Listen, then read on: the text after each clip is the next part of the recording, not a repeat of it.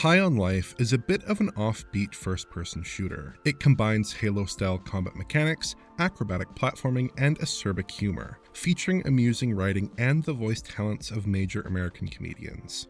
It's pretty unique in a world of games that take themselves all too seriously, and it made for a compelling experience when it launched last year on Xbox consoles and PC. But after roughly 8 months of Microsoft exclusivity, the game has finally been released on PS4 and PS5, along with major game updates that have fixed some of the title's launch flaws. So do these new versions do High on Life justice? And how do the game's Unreal Engine 4 powered visuals hold up across 7 distinct console platforms?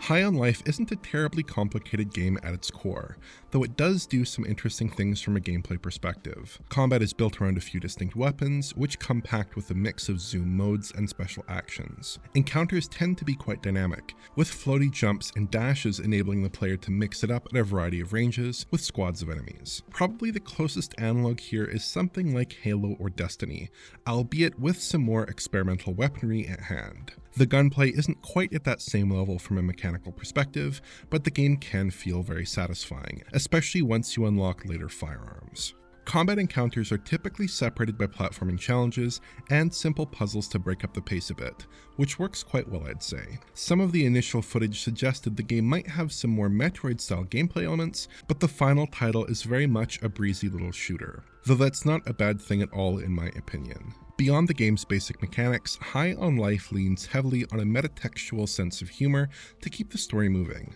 This isn't going to appeal equally to all players, but I usually found it amusing enough. A lot of gaming stories are pretty forgettable, and while High on Life isn't completely my cup of tea, it probably kept me more engaged than in most titles. Plus, I doubt the scope of a game like High on Life could warrant the kind of carefully crafted cinematics needed to pull off a dramatic story anyways. That said, High on Life fares surprisingly well from a basic visual perspective. The game world is colorful and vibrant, assets are reasonably detailed, and the lighting looks pretty convincing much of the time. High on Life has a very UE4-derived look to it, and makes most of that engine's feature set, at least as you typically see in last-gen and cross-gen UE4 games. That means a mix of high-quality baked lighting and ambient occlusion to handle indirect lighting, a heavy reliance on screen space effects, and excellent TAA and motion blur. It's perfectly competent and looks quite attractive in motion, but it isn't pushing anything that other recent UE4 efforts haven't also delivered. There are some definite issues as well. High on Life suffers from some distracting pop-in at times, with smaller objects and some shadows appearing quite close to the player character. I noted a handful of visual bugs while playing on PS5 as well, problems like jittery shadow maps and flickering objects. I also don't think the materials work is particularly great here, with most objects tending to have a bit of a plasticky gloss to them. Plus, the levels are a bit repetitive and dialogue sequences are fairly basic, which do betray a somewhat lower set of production values relative to big budget titles. That said, there are a handful of unique visual touches that I definitely appreciated while playing. The various guns in the game have wide, expressive faces, and their eyes track NPC characters as you chat with them, which does look quite cool. Weapons seem somewhat rigid, but their flesh jiggles as you move through the game world, and they recoil violently when shot. Subtle tilts of the player weapons help to make the platforming feel quite responsive, and the first-person animation in general is really top-notch stuff here. So in terms of High on Life's basic visuals, I think the developers have done quite a good job. It might be a bit unexceptional relative to UE4 efforts from the past few years, but the game makes an effective use of the engine's key features to deliver a vibrant, visually interesting game world. But the game unfortunately does suffer from some substantial performance issues that can make those visuals a bit harder to appreciate, at least on the PlayStation 5. High on Life presents some unpleasant performance problems in general play on the PS5. Looking at the default performance mode, there are some dropped frames at times, which are often accompanied by tearing in the top portion of the screen. This isn't too bad and does pop up relatively infrequently, although the game does suffer from one curious performance issue that doesn't show up on a frame rate graph. Essentially, High on Life has a pretty annoying issue with animation that can make the game seem like it's dropping frames, even when it's holding a stable 60 FPS. The player camera and certain animations will move at an uneven rate between frames, making animation feel very awkward. This doesn't pop up all the time, but it does consistently recur at certain locations for some reason, like the central city area. Most of the time when this is happening, the frame rate isn't actually dropping at all. It's just that the animation comes across as being very jagged and uneven. It's actually quite similar to the animation issues on the Series S version of Ghost Runner, the first game I covered for Digital Foundry about 2 years ago, which interestingly was also an Unreal Engine 4 title. The initial console release of High on Life on Xbox Series consoles actually suffered from the issue to a greater degree, with intrusive animation problems in most gameplay. But this was quickly corrected in a patch that followed soon after the game was released. My colleague John Linneman actually produced an entire video on that initial version that had to be scrapped when that patch dropped, which ended up as an exclusive feature for the Digital Foundry Patreon. Judging from his capture here, the launch release was in a bit of a state, and it's definitely a disappointment to see the same problem reoccur on the brand new PS5 version.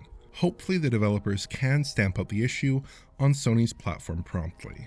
Thankfully, the PS5's quality mode, which targets 30 FPS, doesn't seem to have this issue at all. It also maintained a locked frame rate throughout my capture, making it feel very stable in typical play. Current-gen Xbox systems fare much better than PS5. Both the quality and performance modes on Series S and X behave just about perfectly, hitting a solid 30 FPS and 60 FPS respectively. The animation issues seen on PS5 seem to have been fully patched out of the Xbox releases as well. I did notice some minor one-off dropped frames during an especially demanding early sequence, although in typical play we're looking at a perfectly flat line on both the frame rate and frame time graphs. Visual features do differ in some interesting ways between the two graphical modes on offer here on current-gen consoles. Generally speaking, the quality mode offers improved shadow quality, increased distant detail, extra fog and smoke effects, and improved ambient occlusion. The visual differences can be quite stark, depending on the shot of course, and I do think the quality modes look quite a bit better. This applies to both the Series S and Series X, although both Series S modes have lower texture resolutions than on Series X. PS5 is mostly the same as Series X, but there's one key difference. The ambient occlusion improvements appear to be mostly absent on the Sony console in its quality mode. In the shots I tested, the AO coverage looked very similar between the PS5 quality and performance modes. Perhaps this is best chalked up to a bug, but in any case it's an odd omission. There are some surprises when it comes to pixel counts as well. Series S clocks in at or around 1080p in both modes, with the extra performance headroom one running at 30 FPS, presumably going to those enhanced visual features. Series X is much the same, coming in at about 1440p or so in every shot I tested. PS5, on the other hand, averages about 1800p in its performance mode, though there is substantial variance here between frames. In quality mode, we're at or around 2160p in every shot. In practice, all current-gen consoles look smooth and typically operate without substantial aliasing, though the PS5 does have a considerable advantage in image clarity when put head-to-head with Series X. Despite the PS5's high resolutions, the incumbent Series S and X versions seem like the more polished releases on a few levels. The PS5's animation pacing issues and frame rate wobbles are absent on Microsoft's 9th gen platforms, and they feature properly calibrated performance and quality modes. It seems like the PS5 version of High on Life hasn't received enough time in the oven, and the animation pacing issues are a particularly glaring problem that really shouldn't have shipped for this version. Last-gen consoles also get the High on Life treatment, and I thought I'd quickly check in on the status of those versions, particularly the new PS4 and PS4 Pro releases. Visual features look about on par with the Series S version in its performance mode, but there are a few extra cutbacks like lower shadow resolution, less shadow coverage, and reduced foliage density. Image quality is fine too, although both PS4 and PS4 Pro seem to render around 900p, suggesting Sony's enhanced machine really isn't being utilized effectively here at all.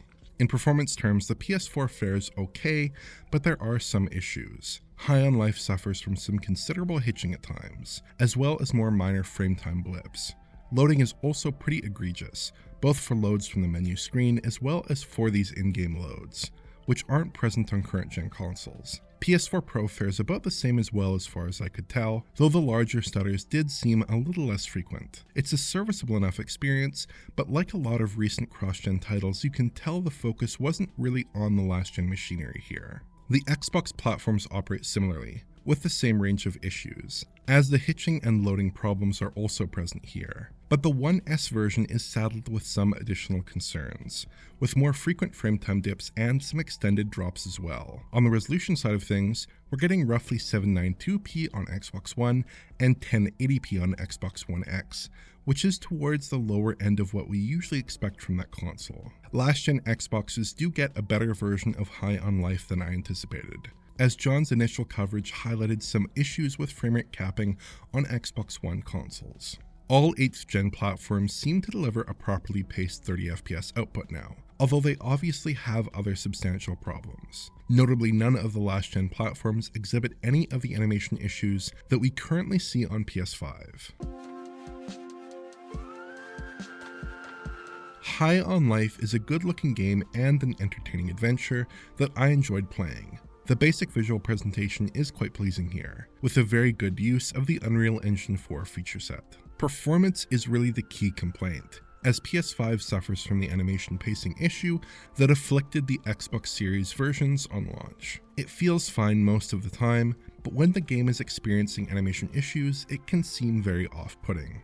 Last-gen consoles also have a range of problems, with the kind of hitches and lengthy loads we often see in last-gen titles nowadays. It's not ideal, but they're definitely playable enough, so the new editions of High on Life come in mostly as expected, after post-release patches cleared up the bigger issues on the existing Xbox releases.